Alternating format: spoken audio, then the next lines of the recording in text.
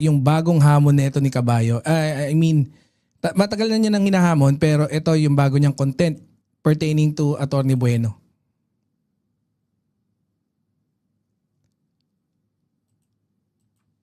Start at around 11:20, nag-claim siya na gusto mo daw fixed price. Tingnan natin. 11:20. 11:20. Hindi natin naabot ang mga kabats natin. Pero syempre, pagbigyan natin dyan, nagpapapansin eh. Nagpapapansin. Tanga! Ikaw tong papansin ng papansin eh. Panay ka hamon ng hamon eh. Oh. Ang presyo mismo ng crudo ay labas sa kapangyarihan ng ating Pangulo. Yan din naman yung sinabi ng gasoline boy. Oh. Sa'yo. Eh, bakit sinasabi mo na ano? Ang problema kasi, no, sinasabi niya, matagal na rin naman diniscuss yan ng administrasyon. Sira ulo talaga to eh. Even before pa, no? Pero, I don't want to, discredit yung gasoline boy. Kaya lang, kaya tuloy pinupukol, no? Or feeling nyo, binabalato ba yung gasoline boy kasi ginamit nyo dyan tapos pinambubuskan nyo. Yun ang mali eh. Di ba? Nagkakalat ka na naman ng tae, yo kababs. Yun ang mali. Yung topic natin, dapat yung kay ano eh. Kasi... Hindi, sabi mo yung deregulation. Doon ako interesado eh. Oo, yun nga. Hindi kasi yun din naman yung topic nila rito. Pinagbangga niya kasi yung mga sinabi ng administrasyon or in particular si Yusek Claire. Bigyan ko lang ng konteksto pero hindi naman 'to yung magiging pinagbangga niya yung sinabi nung ni Attorney Claire, which is yung administrasyon, at saka yung sinabi nung gasoline boy supervisor. Let's call him gasoline boy para hindi naman nakakaasar yung gasoline boy. Gasoline boy fallacy ha. Oh, gasoline boy fallacy. So, ngayon, syempre, tinawag niyang sabaw si Attorney Claire tapos nilampaso raw ng ganito. Siguro, ako, in-speculate ko lang na na-offend siguro dahil syempre, kaibigan niya si Attorney Claire, kayubi niya. Siguro, naasar din. Plus, abogado to si Caballo eh. Di ba? Yeah. And then, bakit ganun yung trato niya sa kabaro niya? Which is alam naman natin, ganun talaga yung ugali niya eh. Ngayon, nag-react siya, pinagbabangga niya, in-explain ni Attorney Bueno ng mas detalyado, pero mali pa rin daw. Yun yung yun lang din yung... Mali pa rin daw, sabi ni Attorney. Oo, sabi ni Attorney Di Horsey, mali daw yung pagpapaliwanag, kaya ganon. Ako, nakita kong yung mga pagsasalita nung gasoline boy, pero may mga mali din eh. Pero magaling talaga siya kasi trabaho niya eh. Anong mali doon sa punto mo? Uma-attend siya ng mga meeting. Hindi, eto kasi yung punto dyan eh. Ang sabi niya, wala magagawa yung DOE pagdating sa presyo ng langis. Tama yon. Pero ang mali doon, hindi po pwedeng sabing wala magagawa kasi meron nang ginawa eh, yung DOE. Yeah. Ngayon, sige, ipasok natin yung oil deregulation law. O yan, ano bang gusto mong i-discuss diyan? Yun mo sa oil deregulation. Ang tanong diyan, bakit nire-regulate ng gobyerno ang price ng oil? Hindi, di ba hindi na nga nila pwedeng i-regulate kasi Kaya deregulation law. ibig ko sabihin dati may regulation yan, di ba? Oo. Nagkakaroon pa nga ng price ceiling yan eh. Hanggang diyan ka lang itataas mo. Correct. Ang problema nga, Pero dinire-regulate nila, ayaw nilang mga private na makikialam ang gobyerno. Ang tanong ko, bakit? hindi kasi nga, nung dati, pwedeng i-regulate yan. Pag tumaas sa market, nagkakaroon tayo ng price ceiling, kagaya nga nasabi mo. Correct. Ayon doon sa paliwanag ni Attorney Bueno kahapon, ngayon, anong nangyayari, dahil nga, nagpatuloy tayo, parang nagbibigay ng subsidiya eh. Pag mataas, si shoulder ng government, Oo. nagbibigay tayo. Offset mo eh. Ngayon, nung nagbibigay tayo, dumating sa punto na muntik na mabankrupt yung Correct. tayo dahil masyadong... Okay, ito lang ang short short answer ko bakit nagkaroon ng deregulation. Alalahanin mo ang Pilipinas Capitalist Society. Correct. ayaw, kahit dito sa US, capitalist society in US, although marami kami langis, number 1 kami sa oil producing. Marami ano dito. may sarili kayo eh. Sa California, sa Texas, Alaska, sa North Dakota. Pero bakit ganun? Mahal pa rin ang gasolina rito sa amin. Mm. Dahil ni-regulate ng gobyerno, ayaw ng mga big oil companies ang nakikialam ang gobyerno sa price ceiling. Oo. Although kahit marami kang Boss supply, Jax, dahil out of capitalist topic na ano ko lang, nabasa ko sa isang hindi actually nabasa, napanood ko eh. Isang documentary no, kung bakit very strong yung economy ng US dahil daw sa mga river. Napanood mo ba yun o nabasa mo? Dahil river ng yung hindi ko alam kung Mississippi River ba yung parang outstretched from end to end, and then may mga river din na nagsasanga. Tapos most of that, yung buong stretch ng river, walang waterfall yun. So pwede ka talaga mag-travel. And then yung mga part na kung saan nagpo-produce ng oil, they can travel through that river and then spread it out. Kasi may mga, I think, isang main river na nag-stretch all throughout US, and then merong mga river na nakakonekta kasama doon.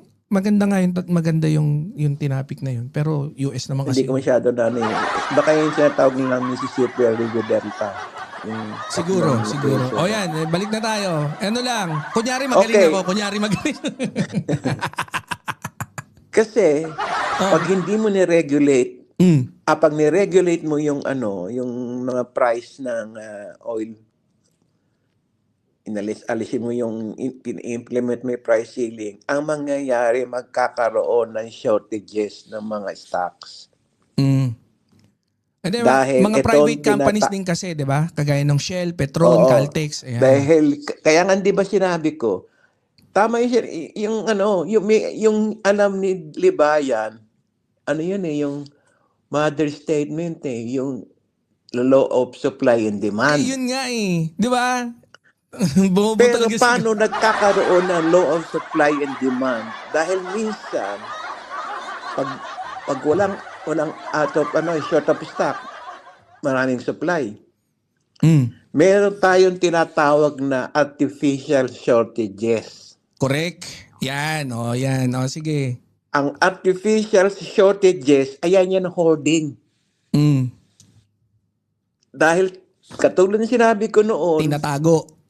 Kontrolado ng kartel yan.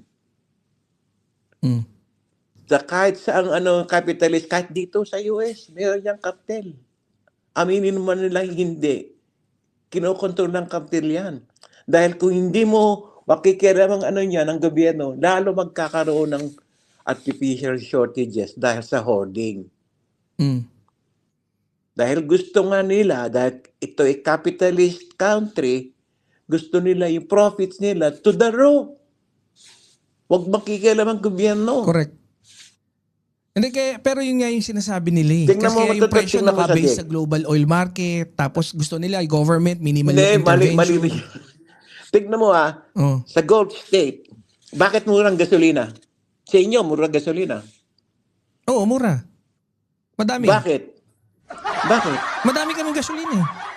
Correct. Dahil hilulang cartel dyan. Ang gobyerno may-ari ng mga oil fields. Sila nagkokoto. Hindi nila kailangan pang mag-ano yan.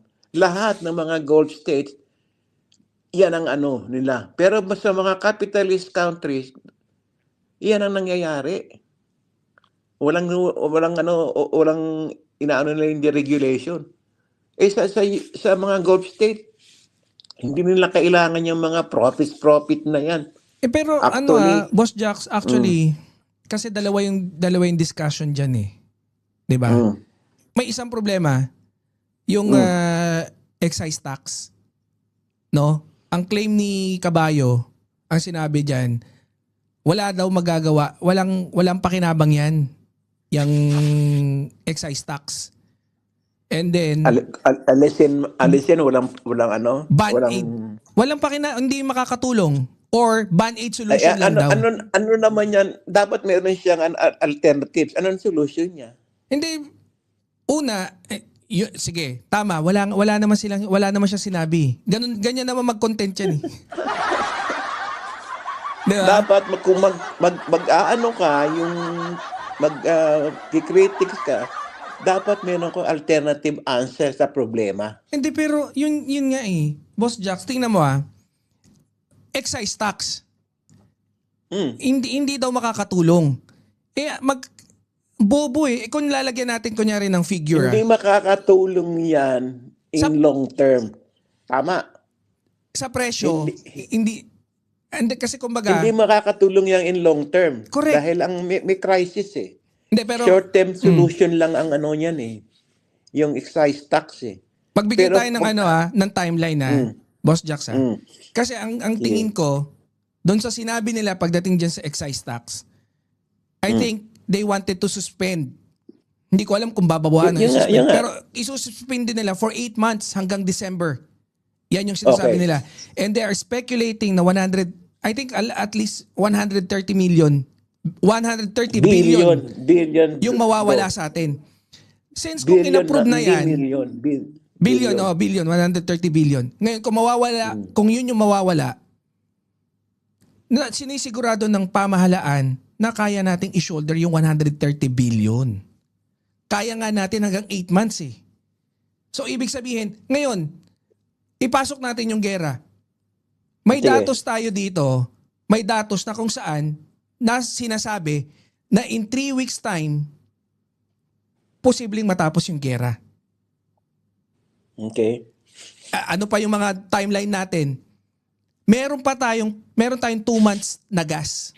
Hindi, since kumain na yung 1 month eh. Meron pa 2 months na supply. O 1 month na lang, April 15, let's say 1 more month. 3 weeks hindi pa papasok eh. So ngayon, ang problema, di ba kagaya na sinasabi niya, bakit nagmahal na rin yung gasolina agad? Yun, madali lang naman sagutin yun. Dahil yung replacement, ini-speculate na kagad yung papasok na bagong langis doon sa kakargahan, mas mahal na. Di ba? Yan yung tinatawag nila sa pagdating sa replacement. Ganito yan eh. Yung langis nila binenta ngayon ng mahal, okay? Inventory nila yan bago magkagera. Inventory nila yan bago magkagera. So meaning to say, alam na nila yon na meron silang supply dyan. Normal na supply Ngayon, nagkaroon ng gera. Siyempre, ang mangyayari niyan, magkakaroon ka ng yung inventory mo, magkakawindang-windang eh. Hindi na, baka hindi, yung 2 months supply mo, hindi na umabot eh. Correct. Kasi doon sila nagtaas, okay? Doon sila nagtaas. Ngayon, yung binili nilang gasolina na yan, na sabi ko, inventory nila yan bago magkagera, mura pa pagkakabili nila noon dyan. Oo. Hindi, pero yun nga yung sinasabi. Kasi ini-speculate na nga nila na yung susunod na nila na ipapasok, yung restock nila, mahal na. Dahil yung bibili nila ngayon, let's say, bumili sila ng kagera na, taas na eh, or let's say 100. Yun ang stock nila for the papasok na baka May o June or July pa yan, papasok eh. Kasi dadaan pa yan, yung stock na yan, dahil sa tagal na in destination, tapos papasok pa yan sa refinery. Correct. Kailan pa yan lalabas? Paano magamit? Baka wala na yan, tapos na yung gera. Yun nga din yung inaano ko eh. So, hindi, balik tayo dun sa natin, sa timeline natin. Yung mga timeline. Hindi, ang gusto kong i-discuss sana, na then kunin din yung opinion mo. Kasi, naniniwala ka ba na yung excise tax, makakatulong? Kaya nga sinabi ko, makakatulong yan. At least nakakaroon ng yung, kumbaga sa sugat eh, na may temporary, yung Band-aid solution. Yung first aid mo yun eh. Para sa akin kasi, ito kasi yung argumento ko dyan eh. Boss Jax. May mga timeline tayo eh. May timeline tayo. Yung excise tax, 8 months. Okay. So Yun ang malaking project nila, ha? malaking tulong. Yun yung projection nila. Mhm. Malaking tulong yung excise tax. Mhm. Tapos yung gera posibleng matapos na in 3 weeks. May data naman yan eh. Diba? Okay, okay, May sige. sinabi rin yan ni Trump. Okay. So, ngayon, meron pa tayong stock ng gasolina. So, Oo, dahil may inventaryo Correct. pa yung mga gasoline ano na yan. correct. So, ang ibig ko lang sabihin, yung excise tax, yung paglift nun, magiging malaking tulong. Kasi una, kaya nating i-compensate hanggang 3 buwan eh. Yeah. 'Di ba? Hanggang 8 months nga 3 buwan na lang iano natin, posibleng matapos na yung gera. 'Di ba? Pero narinig ko yan sa news, pag pinairal nyo yung sales tax, siguro mga 2 or 3 pesos per liter lang ata ang makukuha dyan eh. Hindi ang inaano kasi, Hindi ganun kalaki eh. hindi ang ano nga diyan, At hindi naman least makakatulong. ililift yata eh. Ililift. Yun na nga, yung aalis kasi excise, kaya nga tax yan eh. Oo. So, ibig sabihin, ng gasolina, let's say, sabihin mo ng 95. Mm. Eh ngayon, kung aalisin mo yung excise tax doon, kung magkano 5 pesos per liter, then 19 na lang per liter ang Hindi, then nawala na yung excise tax eh. Ang excise tax ba? Hindi, wait lang. Ang alam ko sa excise tax, hindi ba 10 ano? Depende kung yung magkano nga yung excise tax Oh. na inaano nila sa bawat petrolyong kinakalagan mo eh. Dahil hindi ko alam kung ilang percent yan. Hindi katulad ng VAT. Ang VAT, kasama pa rin yan ng VAT dyan. Ang alam ko sa gasolina, 10 peso per liter. 6 sa diesel. Tapos sa kerosene, 5. Hindi ko alam kung flat rate yun o percentage. Let's say magbigay na lang tayo ng approximate na per liter na idinagdag. Kung nagdagdag sila ng 20 or 15 pesos per liter ang dinagdag, let's say na lang 15 pesos. Hindi, ang ano ko na kasi niyan, pagkakaalam ko, 25 yung tinaas nila from 50 ata, naging 75, tapos tumaas na naman, tapos everyday, tataas ng 250 Teka lang, tanong. everyday. Tingnan mo nga, anahin mo nga dyan kung magkano ngayon per liter ngayon sa Pilipinas. Current Total, naka-computer price pa ako, wala akong computer. current price of of price of gasoline Gasoline per compared liter sa Philippines. to the war.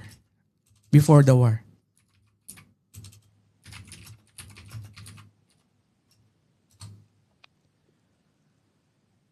Tanong din natin kasi ako naman Sige. ina-approximate ko lang Boss Jax. Kung yung presyo, let's say 10, magkano dinagdag? 25 pesos? O let's say 25 Mahigit 25 ang dinagdag. 25 pesos yung dinagdag. Hindi, ba't kasi 2022 yung ipinapakita sa akin? Eto raw, nung current use, the DOE March 10, March 16, gasoline figure from Weekly Monitor today, gasoline is above 61 pesos. So, 61. 61 pesos. 20. Ngayong, hindi, nasa humigit siya Pero is, bumaba yan eh. Kasi pagkakaalam ko, from 50, ang taas silang naging 75. kasi nakikita ko may mga 99, ewan ko, baka Yun na nga eh. Hindi pare-pareho. Kaya nga sabi ko, cartel yan eh. Hindi, pero let's say nga magkano sa tingin mo dinagdag? 25? 25? Mga 25. O let's say 25. pinakamababa. Ang excise tax is 10 pesos. Ang laking tulong nun. Na 15 lang yung itataas, lahat naman talaga nagtaasan. And besides, kasi kinilaim niya rin yan, walang ginagawa yung pamahalaan. Feeling ko ang dami nang ginawa eh. Ngayon, nagbibigay sila ng 5,000 each para sa mga driver, Ayuda. sa bus, sa kung yung 5,000, i-divide mo para sa 2 months, hindi ko alam kung 5,000 a month by pero malamang, hindi naman siguro. Let's say 5,000, i-divide mo by 2 months, makakasave ka na eh. Mariretain mo pa rin yung halos mariretain mo yung presyo nung gas. Kung gagamitin mo yung inayuda sa'yo para pantulong sa pambili mo ng gas. Para tuloy yung ano mo. Kasi 5,000, kung i-divide mo into 2 months, 60 days, most probably meron kang 80 pesos per day. Kung ilang litro yung ano mo, kunyari 10, maka 10 litro ka. Pero malabo ka maka 10 litro eh. O let's say yung mayroon kang 80 pesos per day sa loob ng 2 months na may dadagdag mo, pambili mo ng ano, kung 10 pesos per liter, Ako ever since oh, ano man ako ni Marcos, pero ayoko mag-criticize masyado sa gobyerno. Dahil alam ko namang gumagawa sila ng paraan eh. mm, Gumagawa sila ng paraan. Siyempre, you cannot please everybody. yun lang. Hindi, yun talaga yung Kahit anong kalaban mo dyan. ginagawa mo, you cannot please everybody, especially to mga DDS. Lagi sila may pangontra sa iyo. Hindi ro DDS Gumagawa to. naman ng gobyerno. Dito sa amin ito. Dito sa US. Pag nagtaas ang nagkaroon ng crisis, siyempre mahalang tumataas, di ba? Kaya katulad ng sinabi ko, ang US isa yan sa pinakamalaking producer ng langis. Pero bakit tumataas ang gasolina? Kaya nga sabi ko sa cartel, ayaw nila nakikialam yung gobyerno. Ayaw nila nire-regulate ang nila. Ngayon, pag nagkaroon ng shortages sa sa supply, either na yung natural crisis or artificial shortages, alam mo ba yung tinatawag na strategic petroleum reserve? Hindi Siguro ako meron din yan sa UAE. Meron ditong reserve na siguro mga 800 billion barrels ng langis. Pag nagkaroon ng shortages na crisis sa world market ng langis, magre-release ang US ng ilang million barrels. Siguro ang sabi ni Trump, magre-release daw siya ng mga 147 million barrels ng langis para magkaroon ng hindi na magkakaroon ng shortage sa world market. sabi niya. Ilalabas niya 'yon. Kasi Pilipinas wala naman talagang ganyan yan eh. Yung ibang ewan ko lang, ang United Arab Emirates, kung meron silang tinatawag na strategic Hindi petroleum ako reserve. masyadong hindi ko alam eh. Kung Kasi meron araw-araw nag-aano yan eh. Ayun, nire-release yun. Pero doon sa Pilipinas, kaya naman wala kayong strategic petroleum reserve, dinadaan nyo na lang doon sa yung ibang ino-offset nyo sa ibang pamamaraan para maano yung ng langis. Anong presyo ng gasolina. Kasi hindi alam ni Libayan na alam niya lang yung law of supply and demand. Pero bakit mayroong anong epekto, bakit nagkakaroon ng ganyan shortages? Hindi mo sabihin law of supply and demand. Siyempre, mother statement nga yan law of supply and demand. Pero bakit nakikreate yung law of supply and demand? Dahil nga pagka nagkaroon ng meron talagang crisis katulad ngayon diyan sa Iran-Iraq war, Iran war. At meron din tinatawag na artificial shortages.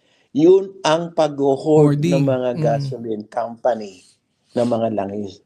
Dahil gusto nilang itago yan at ilabas pag tumaas ang presyo ng Hindi yan sa law of supply and demand. Argumento ko kanina, okay naman, di ba? Pwede, di ba? May tulong. Meron. Meron. Hindi ko naman inaano yan. Hindi ko naman... Hindi, gusto ko lang debunk siya ron. Mali mo, baka hindi umabot ng 8 months yan dahil kung matapos siyang Yun nga eh. Kaya nga, maganda, biruin mo, ang laking tulong nung Biruin mo, 25, mababawasan ka ng 20. Tapos, meron kang 80 pesos per day. Pag dinivide mo, halos halos di nagtaas kumpara doon sa mga pero kaya nga maraming nagki-claim din sana nga daw meron din daw paayuda sa mga regular commuters. Pero Oo, dahil ang ginawa alam mo naman kasi, sa regular commuters naman, hindi kasi yung commuter siguro paano ba, yung commuter, yung kunyari public commuter, yung nagko-commute sa bus. Ang tingin ko parang na-approve na yung yung pagtaas ng fare hike. Ang ginawa ni PBBM, inano nyo muna yon, dinelay, i-cancel na muna. Hindi raw napapanahon para magtaas ng presyo ng pamasahe. Di okay na naman. Ngayon, ang tingin ko na lang, ang hindi nasusolusyonan pa yung mga may sasakyan na pribado. O kaya yung mga ginagamit pang deliver. hindi, ano yan yan ang hindi umano yun dahil right nila yan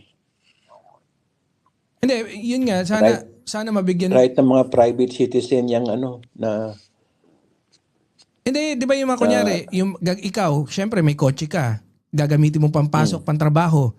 Yung mga bus driver, lahat naman tayo maapektuhan. Kunyari may kotse ka, maapektuhan ka.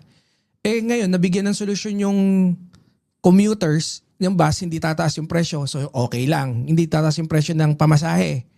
Yung mga bus driver, mga jeepney drivers, tricycle driver, lahat sila nabigyan ng ayuda at saka hindi ng excise tax. So, medyo, kung hindi man masalong buo yung itataas, at least makusyon or mapahina yung impact. Ngayon, ang wala na lang kasagutan, hindi ko alam kung meron na, pero wala pa kasi ako naririnig kung ano yung ibibigay doon naman sa mga may-ari ng kotse or yung may sariling kotse na ginagamit papasok ng trabaho o kaya yung mga truck driver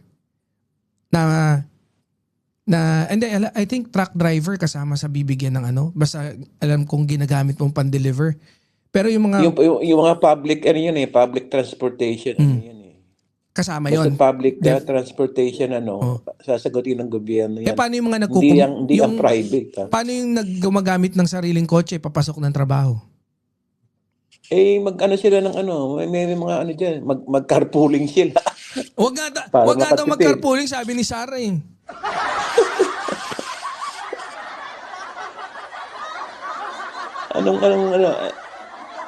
Anong pera lang kasi ang mangyayari niyan, ang mga companies, yung mga employee, hihingi sila na naman ng sahod na wage increase.